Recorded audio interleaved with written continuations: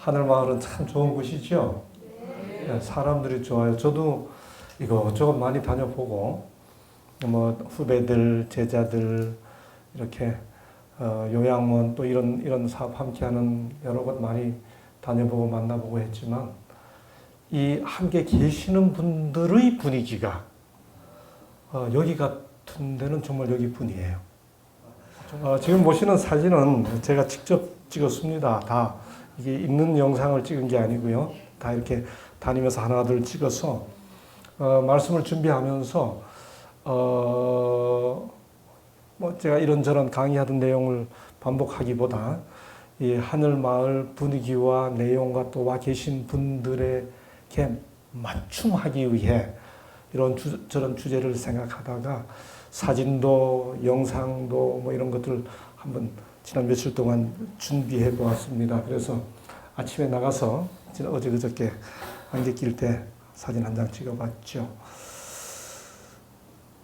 제가 어제 그저께 처음으로 솥대봉을 올랐습니다. 장수로를 갔더니 모르고 갔었는데 처음은 B 코스라고 그러죠. 영수로로 내려갔다가 거기서부터 시작해서 차례로 길을 따라 가다 보니 장수로로 이어지고 장수로로 가다 보니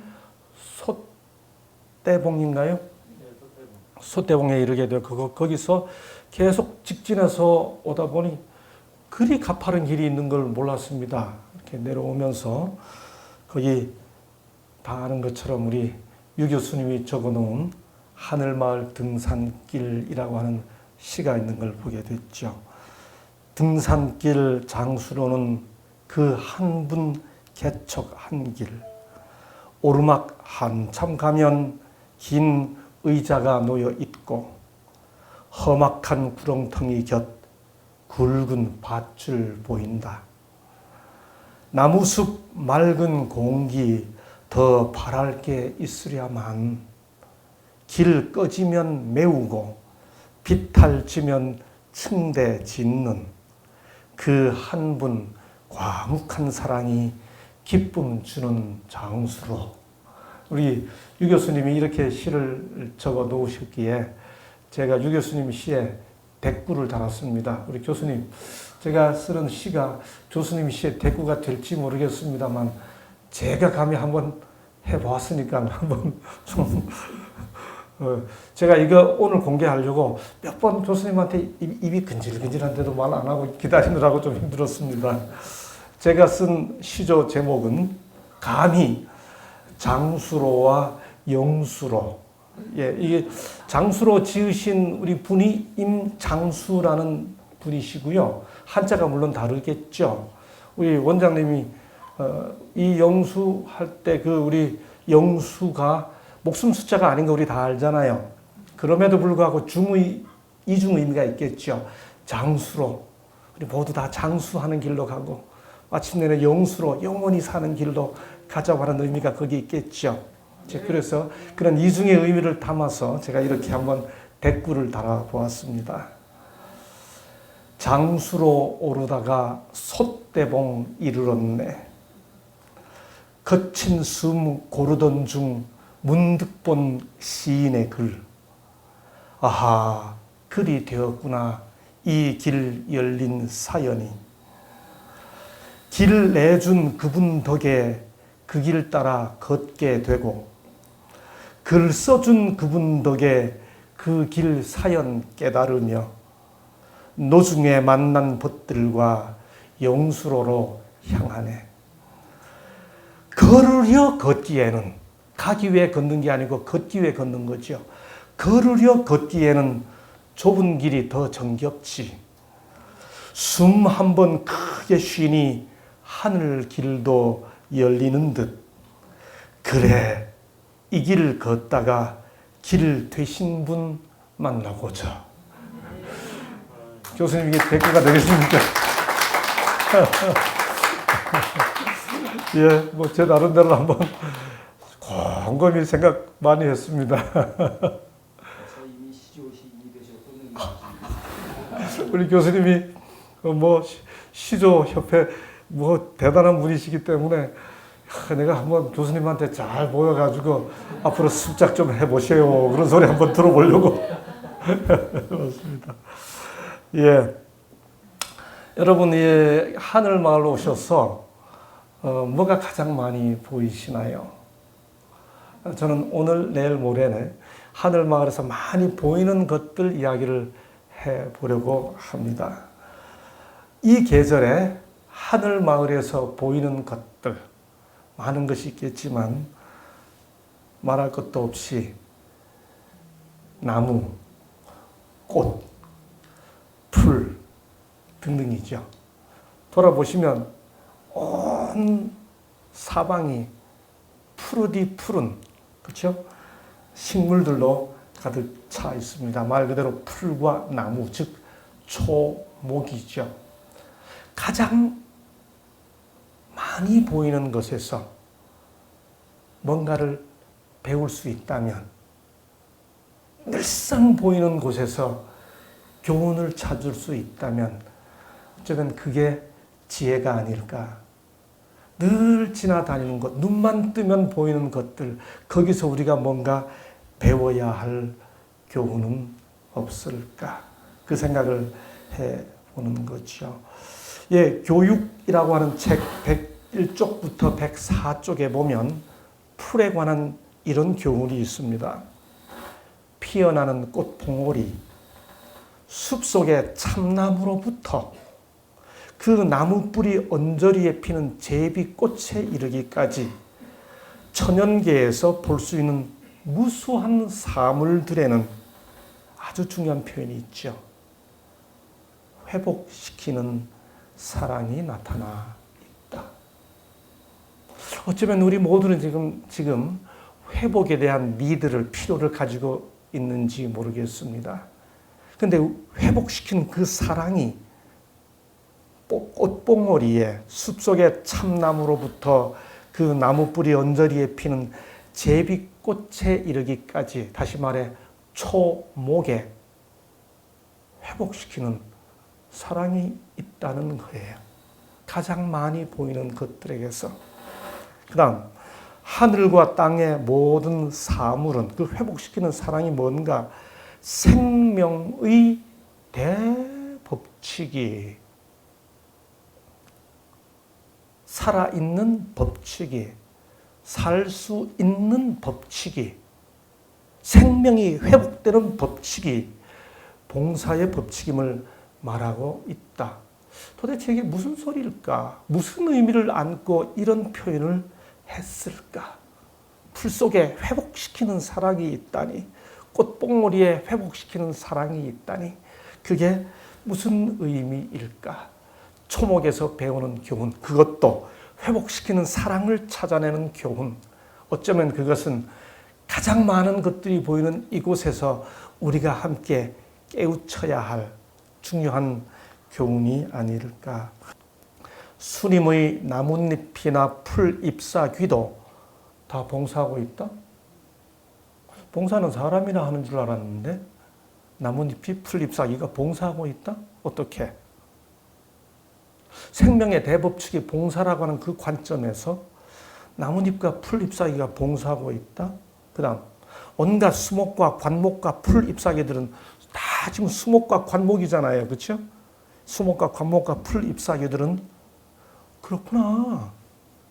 사람이나 동물에게 없어서는 안 될, 우리는 지금 이곳에 와서 먹은 게 다 풀만 먹었잖아요. 그렇죠? 우리 먹는 걸 다 풀이 주고 있잖아요. 그렇죠? 그것뿐일까? 동물들에게 없어서는 안 될 생명의 요소를 발산하며 그 다음 세상에 복을 끼친다.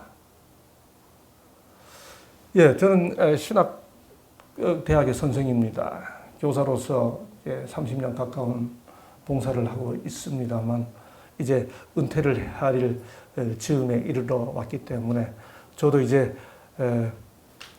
자꾸만 이렇게 살아온 세월을 돌아보게 됩니다.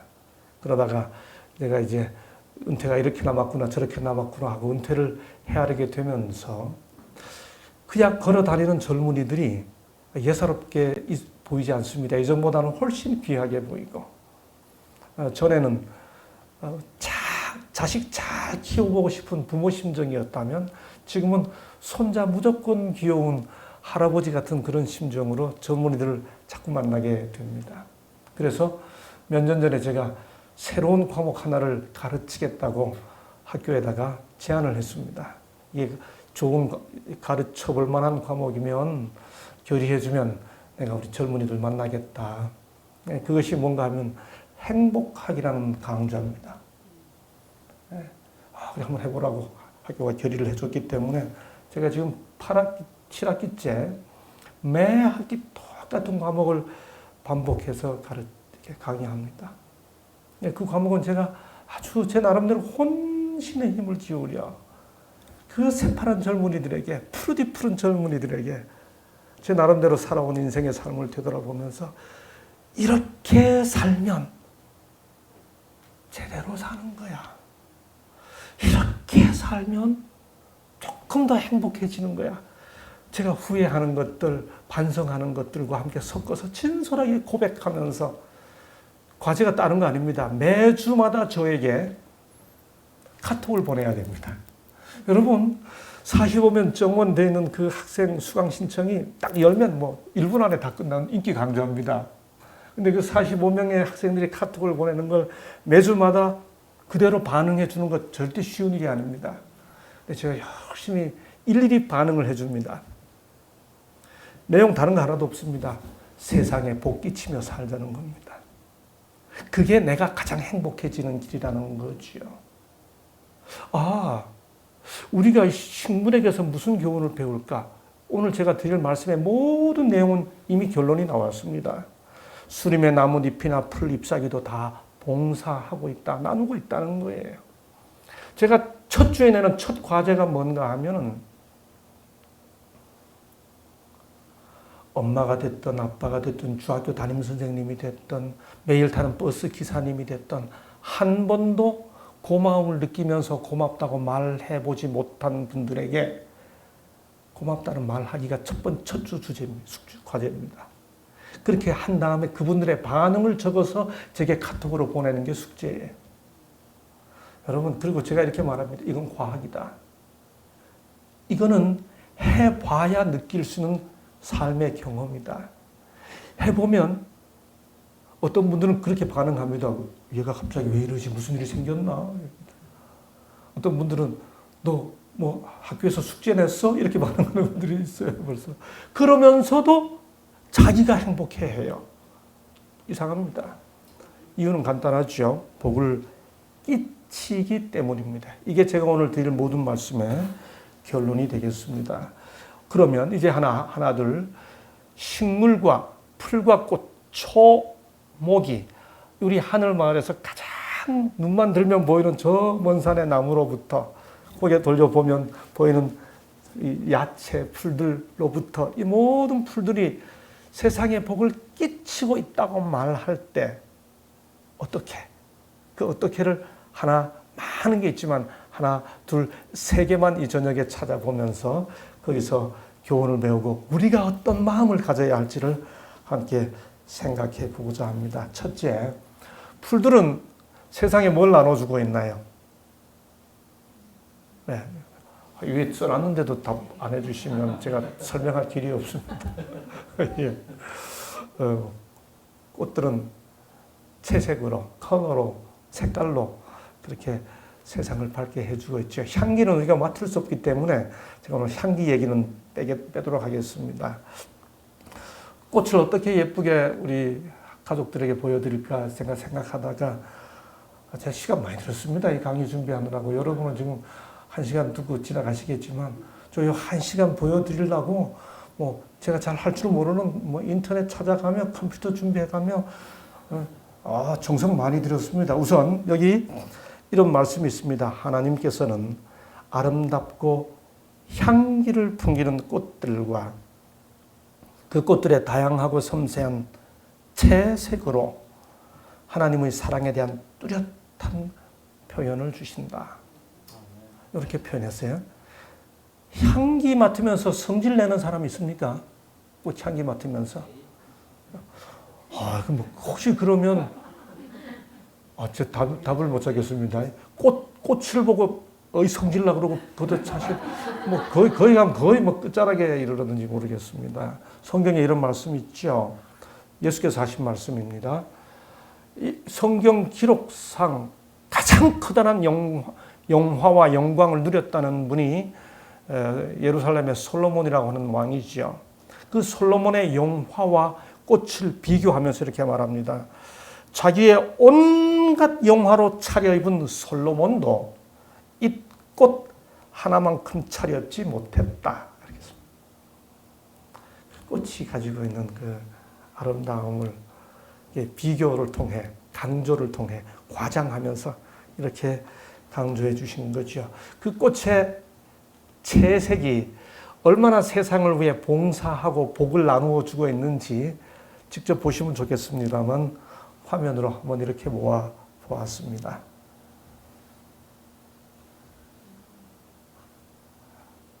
별 감흥이 없으시죠?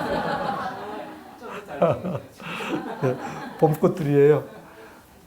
개나리, 나팔꽃. 꽃이 필 때만 그런가요? 여러분 정말 신비합니다. 저는 이 녹색의 혁명이라고 그러잖아요. 녹색이 주는 그 편안함, 녹색이 주는 그 회복 기능. 여러분 요양원이 도시에 있는 거 보셨어요? 모든 요양원은 산에 있습니다. 그렇죠? 왜 그런가요? 저절로 녹색을 찾아가는 거거든요. 꽃이 피고 난 다음에 초목은 녹색 그 자체로 우리를 편안하게 해주죠. 그래서 그 삭막한 도시를 색깔로라도 회복하기 위해 녹색을 칠하죠. 녹색 혁명. 왜 식물은 잎이 다 녹색을 내는 거예요? 왜? 생각해 보셨어요? 다 저절로 나오나요? 이 녹색이? 식물은 다 녹색이, 그리고 녹색이 주는 편안함은 정말 모든 생명체를 회복시키는 능력을 가지고 있다고 합니다. 아기가 색깔을 보여주고요. 심리 실험을 합니다. 아기가 그 다음에 그 뇌파 검증을 해요. 색깔을 보여주면요. 그 뇌에서 색깔을 보면서 나타나는 반응이 있는데 가장 평탄한 뇌파 반응을 보여주는 게 녹색이에요. 이상합니다. 그 이름하여 녹색 혁명이라고 그러죠. 식물은 심지어 단풍이 물들 때에도 인간에게 마지막으로 뭔가 선물해 주죠. 이름하여 만산홍엽이라고 그러잖아요. 온 세상에 단풍이 물들 때 그것마저도 참 초목은 다 뭔가 베풀어주고 있는 것 같습니다. 여러분 단풍이 왜 물들죠?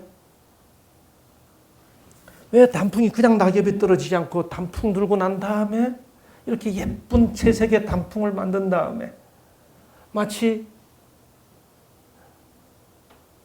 못 봤던 꽃 마지막으로 보라고 말하기라도 하듯이 꽃 색깔로 다 물든 다음에 떨어질까요? 어떤 분이 그 이유를 이렇게 답했습니다.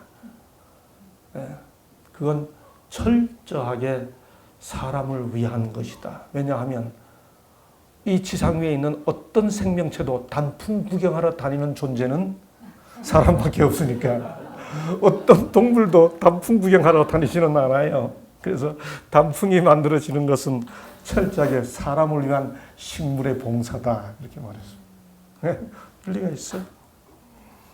여러분 사람이 짓는 웃음 중에 두 종류의 웃음이 있습니다.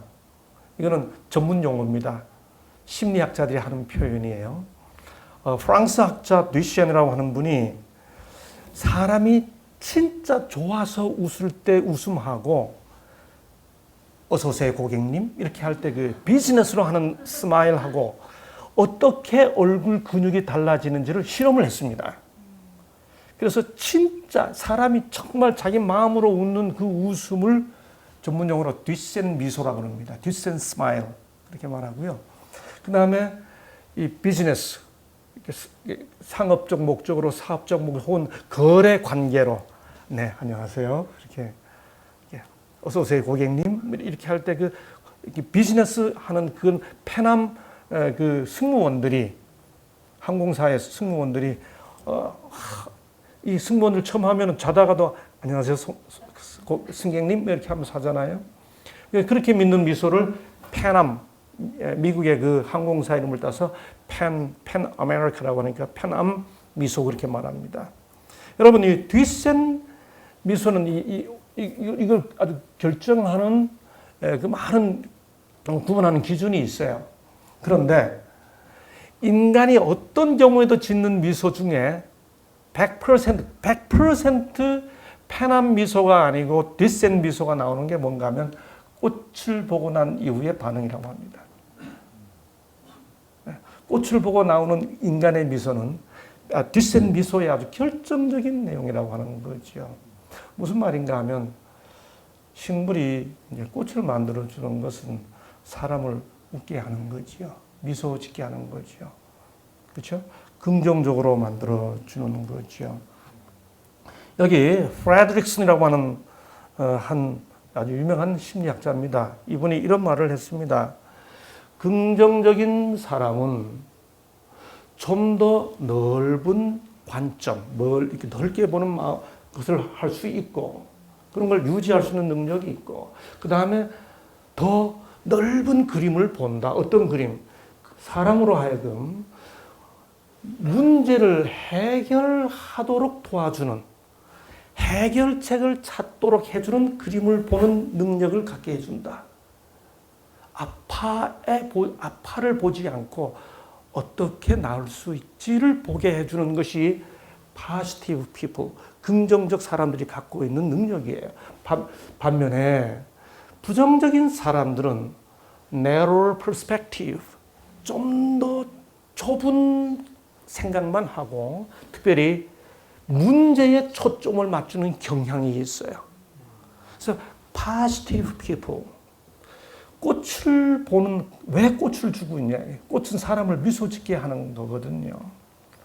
긍정적인 사람은 좀 더 넓게 보는 관점을 유지할 수 있고 그들로 하여금 해결책을 찾아가도록 해주는 어떤 더 큰 그림을 보게 해주는데 반면에 부정적인 사람은 아주 좁게 생각하고 문제만 초점을 맞추는 경향이 있다.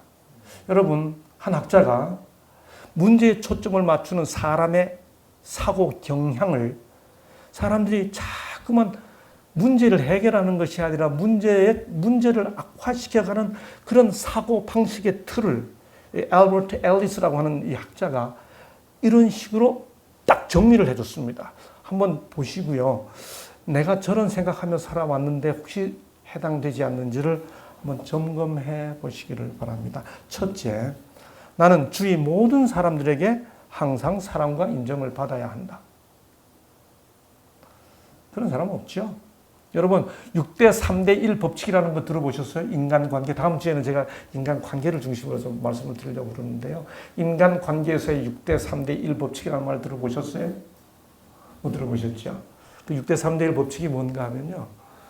내가 만나는 10사람 중에 10명의 사람 중에 6명은 사실 나한테 관심이 없다. 그게 6이고요. 3은 나를 좋아하는 사람이고요. 1은 아무리 내가 열심히 살아도 10명 중에 1명은 꼭 나를 미워하는 사람이 있다. 그게 6대 3대 1 법칙. 그렇게만 살면 성공한 인생이다. 그러니까 내가 아무리 잘 살아도 6명은 사실 나한테 관심 없어요. 그러니까 3명만 나를 좋아하게 만들면 그게 성공한 인생이고 아무리 열심히 살아도 나를 미워하는 한 사람은 있다. 그 한 사람의 온갖 초점을 맞춰가지고 바글바글 끓으면 그건 어차피 내가 아프기로 결정한 거하고 똑같다. 그런 뜻이죠. 1번, 주위 모든 사람들에게 항상 사랑과 인정을 받아야 한다. 이게 우리를 아프게 만드는 거라는 사고방식이라는 겁니다. 두 번째, 그런 마음이라는 거죠. 모든 면에 유능하고 성실을 이루어야 가치 있는 존재가 된다. 이런 거 없다는 거예요.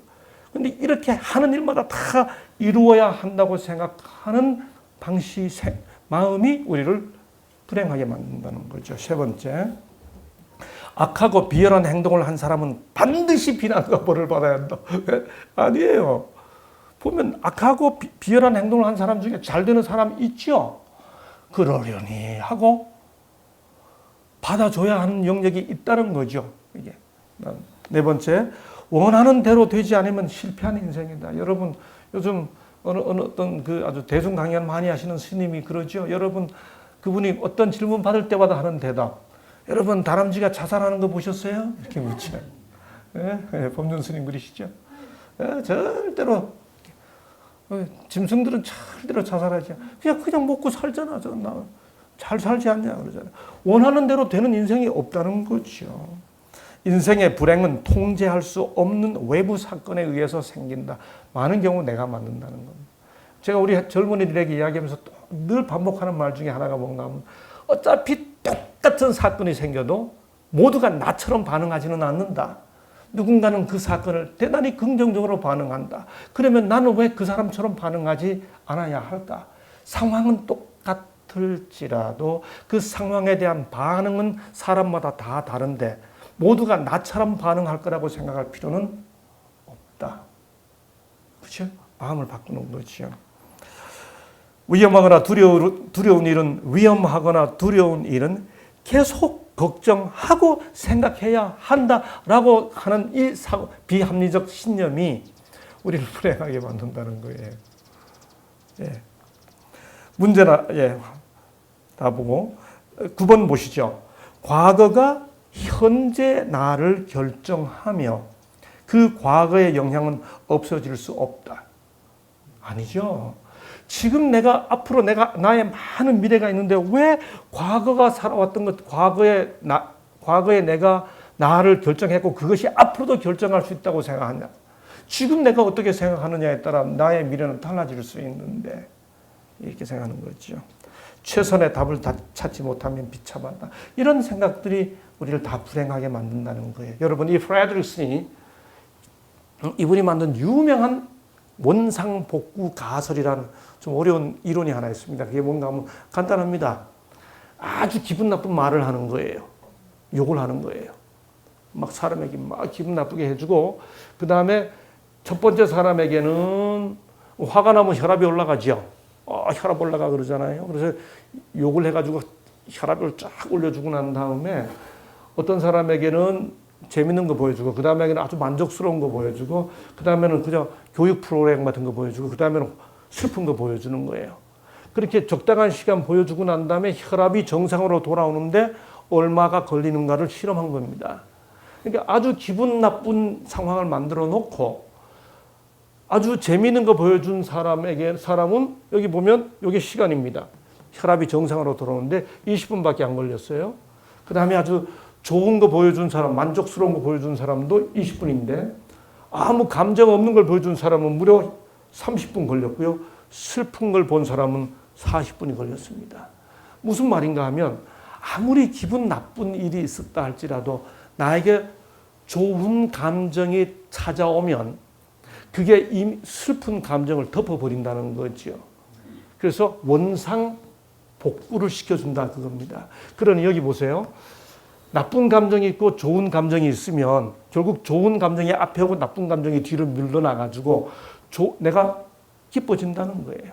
그러니까 우리는 의도적으로 기분 나쁜 일이 생겼다 할지라도 내 감정을 좋은 감정으로 만드는 일은 나를 회복시켜주는 것이 있다고 하는 겁니다.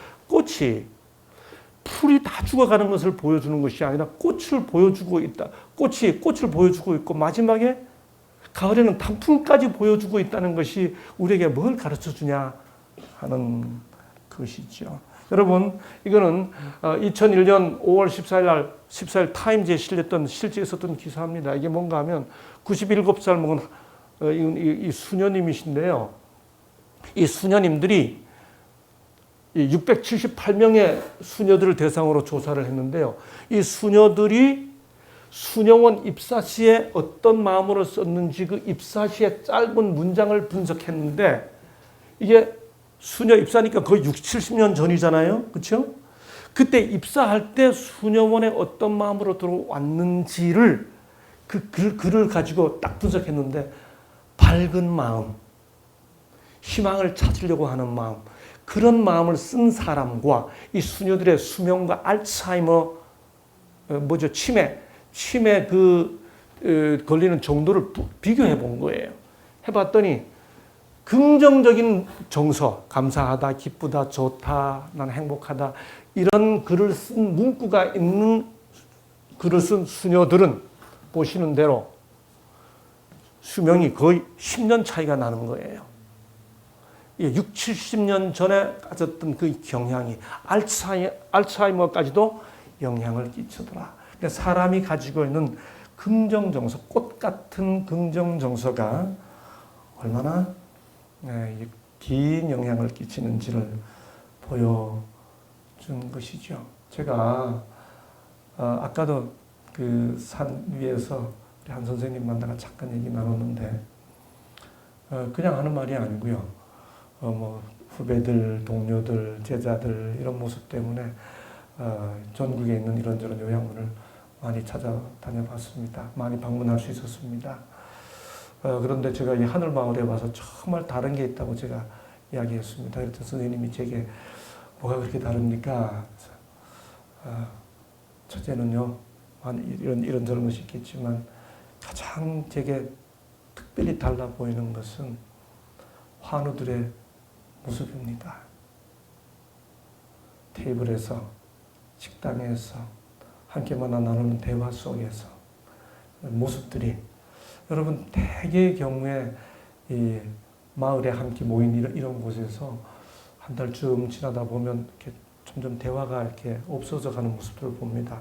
혼자 가만히 계시거나 또 말 붙이기가 어려워지거나 이렇게 되는데, 그 긍정의 분위기를 나누어가는 모습들은, 제가 처음 여기 왔는데 우리 유 교수님이 저를 붙들고요, 내가 여기 2년, 3년 돼 가는데 여기는 어떻고 저렇고, 제가 이분이 유급 홍보 대사인가 그런 생각이 들 만큼 많은 그 이야기를 막 이렇게 하셔요. 참 아름다운 모습입니다. 행복해지기 위한 가장 좋은 비결은 행복한 사람 옆에 가 있는 거지요. 여러분들이 만드는 그 대화와 노래와 미소와 웃음의 분위기가 꽃처럼 누군가에게 복을 끼쳐주는 그런 하늘마을이 되었으면 참 좋겠다 하는 마음으로 설교를 하기보다 아주 평범한 이야기를 꽃의 이야기로 첫 번째 나누고 싶었습니다. 초목이 주는 교훈 두 번째, 행복을 나누어주는 두 번째 교훈은 뭘까요? 말할 것도 없이 정말 인간이 만드는 그 어떤 공장도 흉내낼 수 없는 광합성 작용이죠. 이산화탄소를 받아들여서 소위 이 엽록소의 이 과학적 과정을 통해서 산소를 내뿜어줍니다. 그래서 저 남미의 숲을 지구의 허파라고 부르지 않습니까? 만물을 숨쉬게 해주는 산소를 통해 식물은 정말 우리에게 소중한 봉사를 해주고 있는 거지요. 다시 말해 우리로 하여금 숨쉬게 해줍니다. 숲속에 들어가는 사람 치고 왜 이렇게 답답해? 라는 사람이 아무도 없습니다. 시멘트 문화 속에서 답답해하던 사람들은 숨을 쉬기 위해 숲을 찾아오죠. 문제 내겠습니다. 우리 아시는 분 답해 주시기 바랍니다. 사람이 나무 곁에 서면 무슨 일이 생기나요?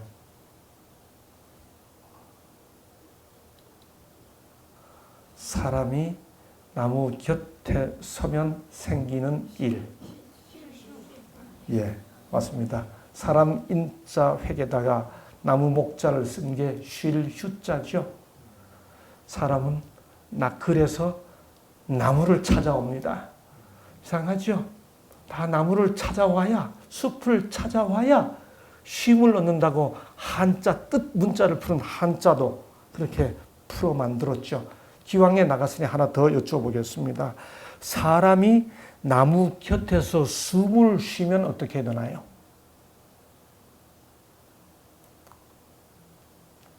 사람이 나무 곁에서 숨을 쉬면 생기는 일이 뭐지요?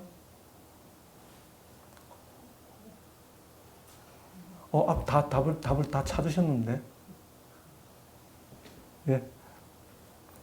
사람 인자에다 나무 목자에다가 숨쉴 식자를 쓰면 휴식이 되죠. 여러분, 휴식이라는 한자가, 이 식자가 숨쉴 식자입니다. 우리 지금 다 여기 왜 왔습니까? 숨 쉬려고 왔습니다. 숨 쉬러 왔더니 뭐가 이루어지는 거예요? 쉼이 이루어지는 거죠. 왜 그런가요? 왜 우리는 나무 옆에 가서 사람이 나무 옆에 숲속에 들어와야 우리는 드디어 쉼을 얻나요? 우리를 뭐하게 하기 때문에 그래요. 나무가 숨 쉬게 만들기 때문이죠. 여러분, 우리 한글 잘 보세요. 참 재밌어요. 숨 쉰답니다. 숨 쉰다. 조금 이따 다시 말씀을 드리죠. 여러분, 여기 휴식할 때 식자를 잘 보세요. 휴식할 때 식자 한자를 풀어보면 이건 내 마음입니다. 숨이 우리의 마음이라는 거예요. 이게 무슨 뜻일까요? 왜 뜻 문자인 한자는 숨 쉰다는 말을 내 마음이라고 했을까요? 저는 어제 한 교수님을 만나서 숨 쉬는 이야기를 참 많이 했습니다. 벌써 그저께인가요? 예. 그 교수님은 숨 쉬는 법이 전공이세요. 우리 원장님의 그 지도 교수님이신 우리 이 교수님. 제가 아주 그분에게 이 숨 쉬는 것에 대한 그 강의를 참 재밌게 들었습니다. 언제 기회 있으면 정말 그 교수님한테 숨 쉬는 것에 대한 강의 한번 정말 모시고 들을 만하다는 느낌이 저도 들었습니다. 여러분, 숨 쉰다는 말을 순 한자로 표현할 때 흔히 다른 말로 뭐라 그러나요? 우리 뭐 한다 그래요? 호흡은 한자어입니다. 그 호에서 호자하고 흡자 중에 어느 게 들숨이고 어느 게 날숨이에요. 호, 예? 호, 날숨이고 들숨이죠. 예. 이게 숨 쉴 식하고 조금 달라요. 조금 이따 말씀을 더 드리죠. 여러분, 숨과 쉼과 삶은 우리 한글로도 다 같은 어근을 가지고 있습니다. 뿌리가 같아요. 숨 쉬다. 숨 쉰다예요. 그 쉬다가 쉼이죠. 그렇죠? 그래서 숨 쉬어야 쉼이 이루어져요. 여러분, 우리가 식물이 산소를 나누어 주기 때문에 우리는 숨을 쉬게 되고, 숨을 쉬면서 우리는 동시에 뭘 얻어요? 쉼을 얻게 됩니다. 그래서 우리는 다 여기 뭐 하러 왔어요? 숨 쉬러 왔습니다. 숨 쉬다 보니까 우리에게 뭐가 주어졌어요? 쉼이 찾아오는 거죠. 숨을 쉬면서 쉼을 얻다가 우리는 뭘 얻어요? 삶을 얻습니다. 생명을 얻는 거죠. 세상은 숨 막히게 하는 삶입니다. 숨 막혀. 우리는 살다가 너무 지칠 때 뭐라고 표현해요? 숨 막혀. 그럽니다. 먼지는 그냥 세상 먼지뿐만이 아니죠. 삶의 온갖 먼지들이 우리를 숨 막히게 만들잖아요. 인간 관계의 먼지들이, 갈등의 먼지들이, 수많은 선택의 먼지들이 우리를 숨 막히게 만들잖아요. 그때 우리 숨 막혔습니다. 그래서 우리 어떻게 하려고 그러나요? 숨 막혀. 그리고 숨 쉬려고 그러잖아요. 그때 우리 뭐라고 말하나요? 한숨 쉬고 하자 그렇게 말합니다. 왜? 참 재밌잖아요. 한숨 쉬고 하자. 여러분, 한숨 쉬고 하자 할 때 이 한은 한번 차고 하자 그 말입니다. 이게 안 되면 그 다음 우리 하는 말이 뭐예요? 한숨 짓습니다. 이때 한은 크다는 뜻입니다. 이렇게 한숨 쉬어. 땅이 꺼지게. 여러분, 우리말 속에도 숨과 쉼과 삶의 이야기가 다 담겨 있지 않습니까? 여러분, 우리 숨 쉬어야 합니다. 산소를 나누어 줘서 산소 같은 삶을 살면서 식물이 그렇게 산소를 나누어 주기 때문에 우리 모두가 식물이 주는 것만으로 산소가 이루어지는 것은 아닙니다만 이 식물의 주 기능이 산소를 나누어 주는 거잖아요. 여러분, 우리의 마음이 누군가를 숨 막히게 하는 마음으로 살 수 있고 누군가를 숨 쉬게 하면서 살아갈 수 있어요. 우리 마음이. 우리 아이들에게 우리가 숨 쉬게 만들 수 있고 숨 막히게 만들 수 있어요. 우리가 우리 자신들에게 자기를 달달 볶아가지고 숨 막히게 만들 수 있고 숨 쉬게 만들 수 있어요. 그래서 뭐라 그러나요? 괜찮아. 저는 자주 저를 쓰다 놓습니다. 괜찮아. 기특한데? 그때 20살에 그런 생각을 했어. 예. 잘못한 거는 네 잘못 아니야. 예. 잘했어. 자, 이제 힘내. 숨쉬게 만드는 거죠. 여러분, 잠깐 우리 원장님이 잠깐 제가 조금 좀 부끄러울 만큼 이렇게 저를 좀 과하게 소개해 주셨습니다. 어디서 보셨는지 준비하셔가지고 좀 부끄러웠는데 제가 정말 그럽니다. 우리 제자들 중에 뭐 이렇게 살다 보면 이렇게 어려운 사람들이 생기죠. 저는 신학과 선생이니까 목사가 되겠다고 준비한 학생들이 와요. 근데 그들 중에도 졸업하고 난 다음에 목사가 되기는커녕 아까 우리 원장님 말씀하신 대로 교회도 안 나오는 학생들이 있을 수 있어요. 그 학생들은 누가 말하지 않아도 자기가 교회 다니는 선생님 못 만나요. 연락 안 해요. 피하죠. 제가 그런 학생들 찾아요. 찾아가지고 전화합니다. 깜짝 놀라요. 교수님! 벌써 전화 받는 목소리가 바싹 긴장합니다. 어떻게 지내? 그 다음에 제가 늘 그런 학생들에게 하는 말이 있습니다. 야, 이 사람아. 하나님을, 참 역설이에요. 제가 이렇게 말합니다. 하나님을 떠나고 살더라도 선생님을 떠나 살면 되나? 그래도 1년에 한 번 선생님한테 밥 한 끼는 사고 살아야지. 교수님, 제가 어떻게 봐? 제가 감히 교수님을 대도, 야, 이 사람아, 내가 자네한테 밥 한 끼 얻어먹겠다는데 뭘 감히 밥 한 끼 좀 사줘. 그리고 만나서 밥 한 끼 얻어먹잖아요. 이 친구들이 얼마나 좋아하는지 몰라요. 목이 꽉 매일 만큼. 숨 쉬게 해주는 거예요. 숨 막히게 하는 삶, 숨 막히게 하는 마음이 있고 숨 쉬게 하는 마음이 있죠. 여러분, 숨 쉬러 오셨잖아요. 누군가를 숨 쉬게 해주는 표정과 마음이 나를 살려요. 해보세요. 과하게. 될 수 있어. 당신 어제부터 우리 주위의 분들 보면요, 정말 안 해도 되는 말 꼭 골라서 하는 재주 가진 분들이 있어요. 당신 얼굴 보니까 안 되겠어. 그냥 어쩌면 그래. 그럴 땐 그냥 입 다물고 있는 게 좋잖아요. 그렇죠? 차라리. 그렇죠? 네. 제일 싫은 게 왜 이렇게 갑자기 늙었어? 그것도 타고난 재주예요. 골라서 합니다. 정말. 그럴 땐 차라리 입을 다무는 게 낫지요. 숨 막히게 하는 거예요. 숨 막히게 하는 마음이고 숨 막히게 하는 인격이에요. 산소를 나눠줘야죠. 여러분, 이 여자 여기 성경에 이런 말씀이 참 기가 막힌 말이에요. 어떻게 성경에 이런 한국어와 중국어와 한자와 한국어와 성경이 다 통해요. 너는 엿새 동안에 내 일을 하고 7째 날에는 쉬라. 내 소와 나귀가 쉴 것이며 내 여종과 자식과 나그네가 숨을 돌리리라. 히브리어로 그래 숨입니다. 실제로. 쉼이 숨 돌리는 날이라는 거죠. 성경에 나오는 안식일의 의미가 숨 돌리는 날이에요. 숨 쉬는 날이다.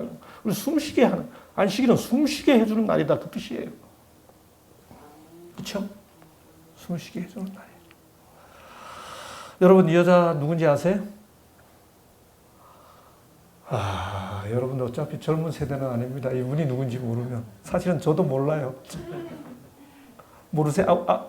아시는 분 아무도 없으세요? 예, 이영애라고 그런답니다. 예, 아시네요. 이분의 그 아주 그 광고 카피, 유명한 거죠. 산소 같은 여자. 이 카피 뭐 그냥 그야말로 대박을 치지 않았습니까? 이 카피로 이 화장품 뭐 그야말로 대박을 쳤습니다. 참 어떻게 이 카피를 찾아내는지. 산소 같은 여자. 광고 효과도 산소는 광고 효과도 만들어냅니다. 그렇죠? 이 기왕에 호흡 얘기 나왔으니까 잠깐 여기 동의보감에 있는 이야기 저도 감히 한번 해보죠. 보니까 이런 말이 있어요. 바다의 밀물과 썰물은 천지가 숨을 쉬는 것인데 무슨 말이에요?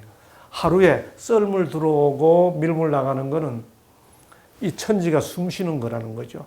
들숨 한 번 하고 날숨 한 번 하고. 하루에 근데 세상은 지구는 천지는 하루에 2번밖에 숨을 안 쉰다는 거예요. 그런데 사람은 하루에 밤낮으로 13,500번의 숨을 쉰다.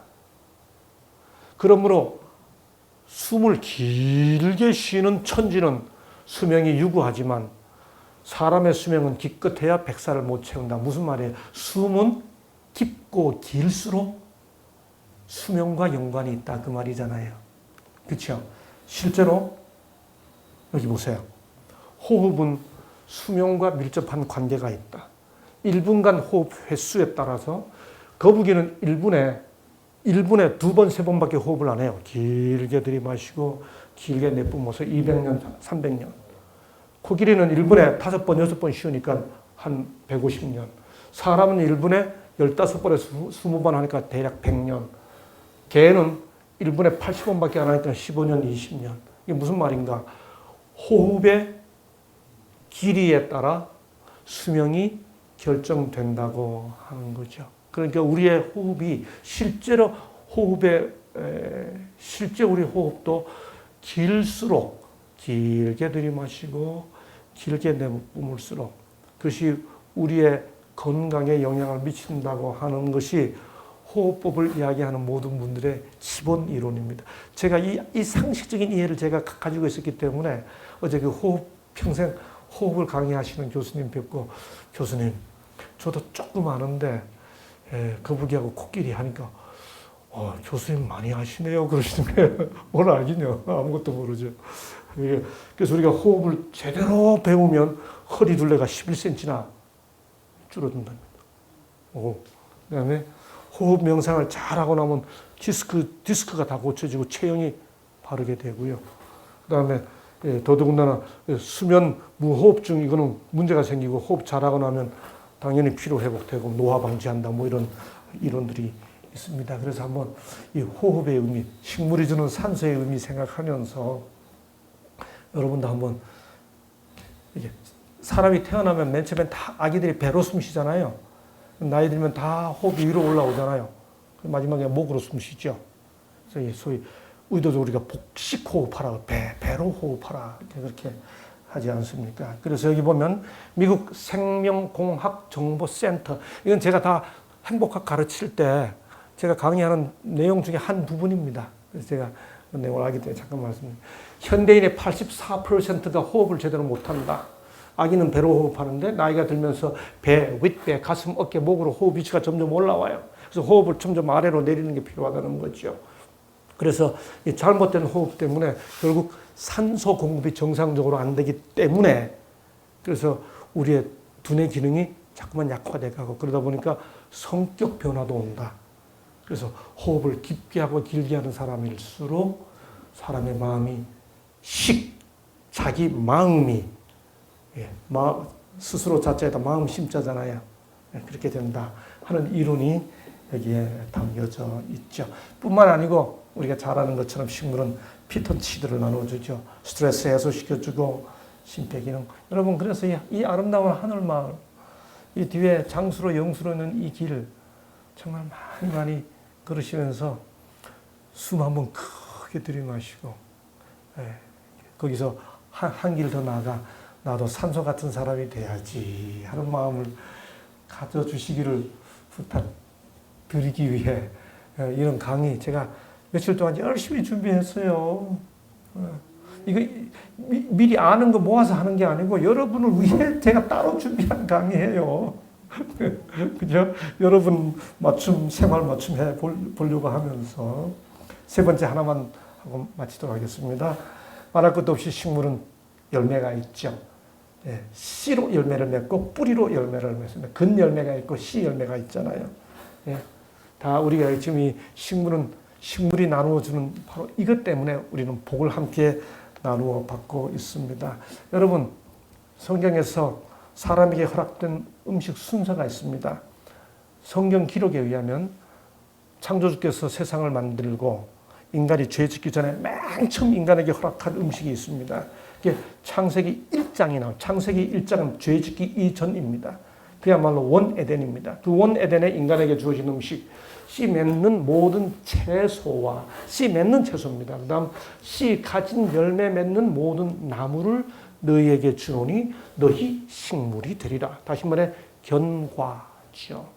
여러분, 우리가 비록 죄 이후 세상에 산다 할지라도 성경의 가르침을 따라 죄 이전의 세상의 음식을 먹도록 최선을 다하는 것은 그야말로 원 에덴의 삶을 미리 누릴 수 있는 특권인 거죠. 성경을 우리가 받아들인다고 하면 인간이 죄 짓고 난 이후에 곡식, 견과, 과일입니다.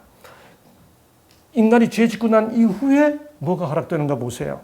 창세기 3장은 죄 지은 이후입니다. 여기 이렇게 말하죠. 땅이 내게 가시덤불과 엉겅퀴를 낼 것이라. 너희 먹을 것은 밭의 채소인즉 그랬습니다. 여러분, 죄 짓고 난 이후에도 처음부터 육식이 주어지지 않았어요. 죄 짓고 난 이후에도 인간에게 먹으라고 주어진 것은 채소입니다. 채소. 야채죠. 더 정확히 번역하면 야채입니다. 네. 하늘 마을 오면 그래서 이런 걸 주는 거예요. 이걸 먹자고 하는 거죠. 이것이 사람에게 복을 준다는 사실은 요즘 소위 음식 문화의 블루오션이라고 그러잖아요. 이슬람 문화, 이슬람 식당, 그 다음에 유대교의 그 식당, 그게 지금 블루오션으로 건강식당으로 한국에도 들어오려고 공장 만들고 좀 호남에다가 그러다가 한국 기독교인들이 다 뭐 이렇게 뭐 반대하고 이러지 않았습니까? 지금 유엔에 아주 굉장한 믿을 수 있는 그 사업적 입장에서 아주 추진해 가고 있죠. 여러분, 우리가 사찰 음식 찾아서 먹잖아요, 사람들이. 종로에 가면 사찰 음식 다 있지 않습니까? 그런데 어쩔 수 없을 때, 아무것도 먹을 수 없는 상황이 됐을 때, 성경에 보면 그게 홍수 이후입니다. 대홍수가 끝난 이후에 아무 풀이 없기 때문에 성경에 보면 이렇게 되어 있죠. 무릇 산 동물은 너희의 식물이 될지라.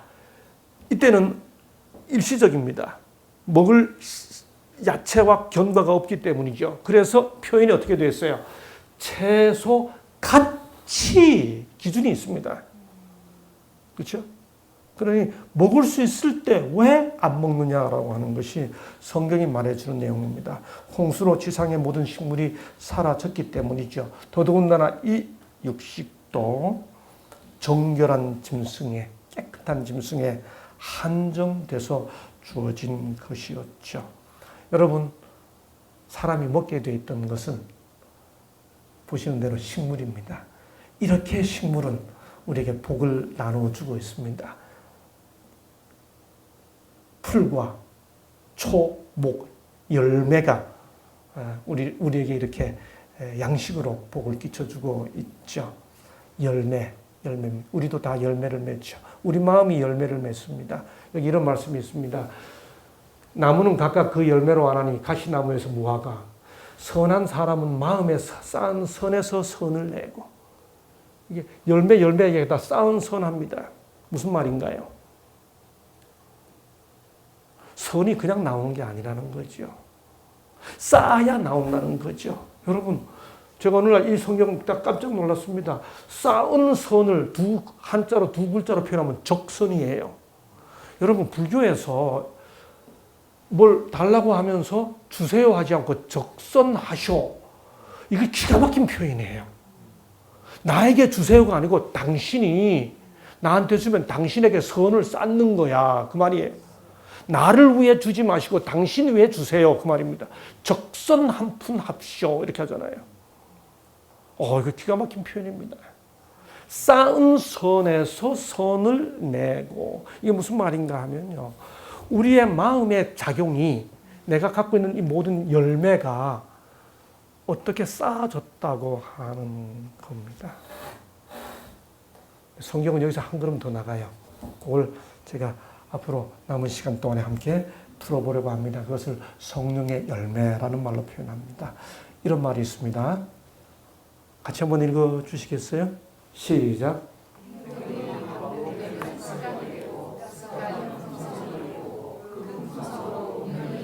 예, 품성이라는 말을 다른 말로 인격이라 할 수 있겠죠. 인격과 운명은 열매예요. 근데 이 인격과 운명이 쌓은 것에서 이루어지는데 그 쌓는 게 뭘 쌓느냐? 습관은 쌓는 거죠. 근데 습관이 어떻게 이루어지는가? 반복되면 습관이 되잖아요. 뭐가 반복되나요? 행동이 반복되면 행동이 쌓아져서 습관이 되고 습관이 우리의 인격을 만들고 인격이 우리의 운명을 그게 열매가 되는 거죠. 그러면 이걸 바꿔야 되면 어디서부터 바꿔야 되나요? 예. 그 클라이먼트 스톤이라는 사람이 한 유명한 말입니다. 생각이 바뀌면 태도가 바뀌고 태도가 바뀌면 행동이 바뀌고 행동이 바뀌면 습관이 바뀌고 습관이 바뀌면 인격이 바뀌고 인격이 바뀌면 운명이 바뀐다. 예, 클라이먼트 스톤이라고 하는. 그러니까 우리가 어디서부터 바꿔야 돼? 풀처럼 산소를, 풀처럼 열매를 생각부터 바꿔야 된다는 거죠. 거기서 열매가 맺혀지기 때문에 그렇습니다. 예, 식물은 우리에게 가르쳐 줍니다. 꽃의 채색으로 긍정적인 마음을, 산소 공급으로 숨과 쉼을, 열매 맺음으로 인격과 운명을. 이 말씀 보면서 마치도록 하겠습니다. 성경에 보면요, 한 본문 안에 행복한 사람, 건강한 사람과 그렇지 않은 사람을 딱 구분 짓는 비교하기 위해 비유를 들어서 비교한 시가 있습니다. 그게 시편 1편인데요. 시편 1편에 보면 이렇게 되어 있습니다. 복 있는 사람은 시냇가에 심은 나무가. 그래서 행복한 사람, 이 행복하다는 이 말, 이 샬롬이라는 이 단어는 건강하다는 뜻도 있습니다. 사람은 어디다 비유했는가? 나무에다 비유했고요. 아기는 어디다 비유했는가 하면 겨에다가 비유했습니다. 그래서 행복한 사람은 나무 같고 그렇지 않은 사람은 겨 같아요. 여러분, 나무가 자유롭나요? 겨가 자유롭나요? 나무가 한 곳에 가만히 박혀 살아야 하는 나무가 자유로워요? 아무데나 갈 수 있는 겨가 자유로워요? 얼핏 보면 겨가 자유롭습니다. 그래서 사람들은 겨처럼 살고 싶어 합니다. 근데 조금만 깊이 생각해 보면 겨는 자유롭지 않고요. 바람의 노예입니다. 바람이 어떻게 부느냐에 따라 그저 이리저리 휩쓸려 살고 있을 뿐입니다. 나무는 한 곳에 가만히 있기 때문에 자유가 없는 것 같아요. 그러나 뭐라고 말합니까? 시냇가에 심은 나무. 사실 그 뿌리가 생명의 물줄기에 다 있는 것이죠. 나무는 잎으로, 녹엽으로 사람에게 숨쉬게 해주고 산소를 공급해주고 그리고 나무의 뿌리로 생명을 공급해주고 있습니다. 이런 사람이 행복한 사람이라고 성경은 묘사해주고 있는 겁니다. 나무에서 배울 교훈, 나무에서 배울 우리의 마음. 복 있는 사람은 시냇가에 심은 나무가. 하나 더 생각한다면 그 초목을 보면서 여기서 하나 더. 오늘 있다가 내일 아궁이에 던지우는 들풀도 하나님이 이렇게 입히시거든. 그 꽃이 절로 됐겠냐. 그 산소 공급이, 그 광합성 작용이 인간이 만드는 어떤 공정보다 더 복잡하고 정밀한 그 산소 공급이 그냥 됐겠냐. 그 열매가 어떻게 땅에 그냥 뿌려서 땅에서 흙에서 빨아들인 것밖에 없는데 어떻게 감자에서는 감자가 맺히고 어떻게 나무에는 열매가 맺히고 어떻게 채소가 나와서 우리가 그걸 먹고 있느냐는 거죠. 이게 저절로 됐겠냐 이거죠. 어떻게 거기 감자가 맺히고 어떻게 고구마가 맺혀요. 정말 신기하잖아요. 하나님이 그렇게 한다. 이게 하나님이 했다고 믿으면 들풀도 하나님이 그렇게 하거든 하물며 너희 일까 보냐. 우리는 들풀과 비교할 수 없을 만큼 존귀한 존재들이니까요.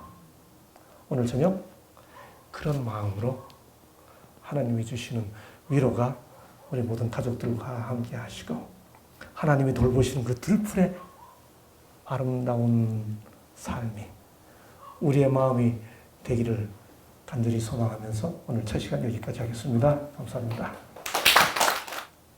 우리는 들풀과 비교할 수 없을 만큼 존귀한 존재들이니까요. 오늘 저녁 그런 마음으로 하나님이 주시는 위로가 우리 모든 가족들과 함께 하시고 하나님이 돌보시는 그 들풀의 아름다운 삶이 우리의 마음이 되기를 간절히 소망하면서 오늘 첫 시간 여기까지 하겠습니다. 감사합니다. 다 빼고요. 여기 보니까 나무같이 힘을 주는 사람이 분들이 계세요. 여기 하늘마을에. 누굴까요? 예, 예. 나무같이 힘과 숨을 주시는 분, 예, 아시는 분이죠? 예, 그리고 또 한 분, 예, 그렇죠? 제가 이분들이 나무같이 쉼과 우리 숨쉬게 하기 위해서 애쓰고 또 쉼을 주기 위해서 애쓰기 때문에 원장님, 부원장님 이름을 머리 글자로 해서 제가 삼행시를 한번 또 지어봤습니다. 그래서 여러분이 운을 한번 좀 띄워주셔야 돼요. 자, 시작. 다시 한번 해주세요. 시작. 이곳은 하늘마을 숨 쉬러 찾아온 곳. 영혼의 답답함이 하나 둘 풀어지네. 수수한 모습 그대로 베푸는 진실 때문. 그 다음 유쾌한 웃음이 산소같이 퍼지면 소침했던 마음도 꽃처럼 피어나네. 영차 아자 응원해가며 함께하는 힐링버들. 자, 우리 원장님, 부원장님 공부하십시오.